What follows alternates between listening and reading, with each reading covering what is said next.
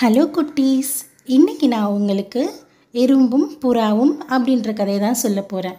Story கேட்க இன்ட்ரெஸ்டடாக இருக்கீங்களா? Start பண்ணலாமா? ஓகே.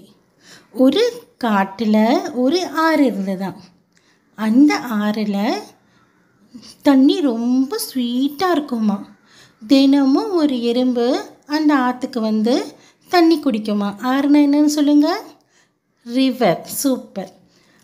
தண்ணி குடிக்க ஸ்டார்ட் பண்ணுறதுக்கு முன்னாடி ஒரு மரத்தை எறும்பு பார்த்துதான். அந்த மரத்தில் நிறைய செரிஸ் இருந்ததாம். அதை பார்த்த உடனே எறும்புக்கு பயங்கர ஹாப்பி ஆகிடுச்சான். ஐயோ, எவ்வளோ செரிஸ் இருக்குது பாரு இந்த மரத்தில். இப்போ போய் நம்ம இந்த செரிஸை எல்லாமே சாப்பிட்டுட்டு அதுக்கப்புறம் தண்ணி குடிக்கலான்னு செரிஸை சாப்பிட அங்கேருந்து எறும்பு அந்த பக்கத்து கரைக்கு போச்சான். நான் செரி சாப்பிட போறேன், நான் செரி சாப்பிட போறேன்,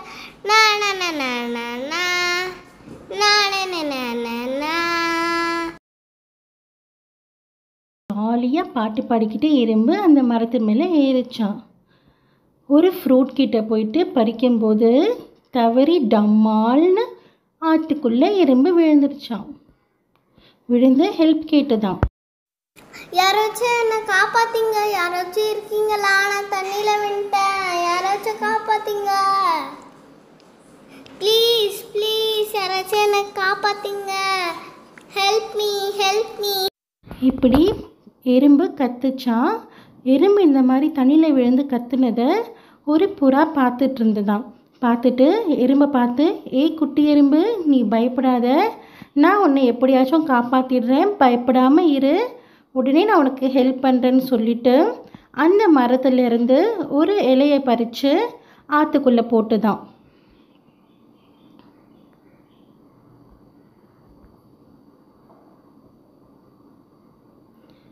போட்டுட்டு எறும்புக்கிட்ட மெல்ல மெல்லமாக தத்தி தத்தி அந்த இலை மேலே எப்படியாச்சும் ஏறிடு, அது ஃப்ளோட் ஆகி கரைக்கு வந்துடும், நீ ஈஸியாக தப்பிச்சிடலான்னு சொல்லிச்சான்.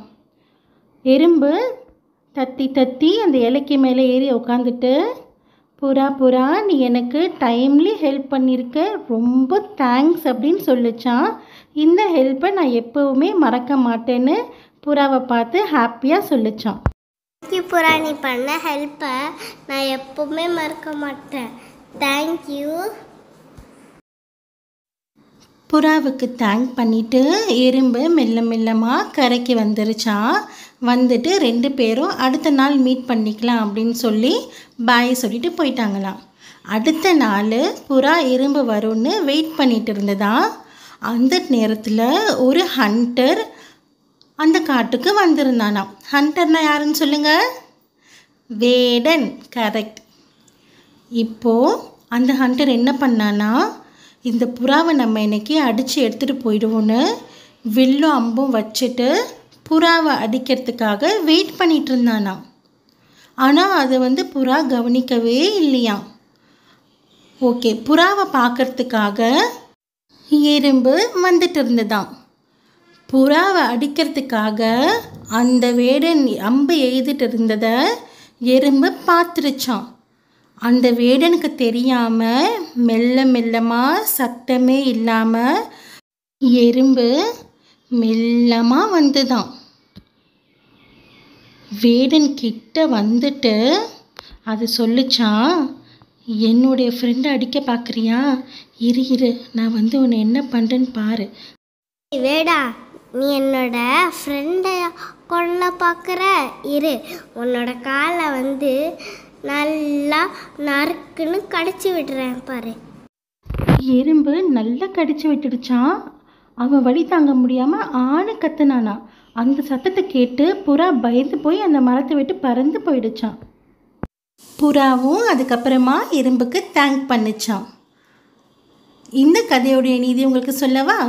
ஆபத்தில் உதவுபவனே உண்மையான நண்பன். ஓகே குட்டீஸ், இந்த ஸ்டோரி உங்களுக்கு பிடிச்சிருந்தா லைக் பண்ணுங்கள். அடுத்த ஸ்டோரி நீங்கள் பார்க்கணுன்னு ஆசைப்பட்டீங்கன்னா சேனலை சப்ஸ்கிரைப் பண்ணிக்கோங்க.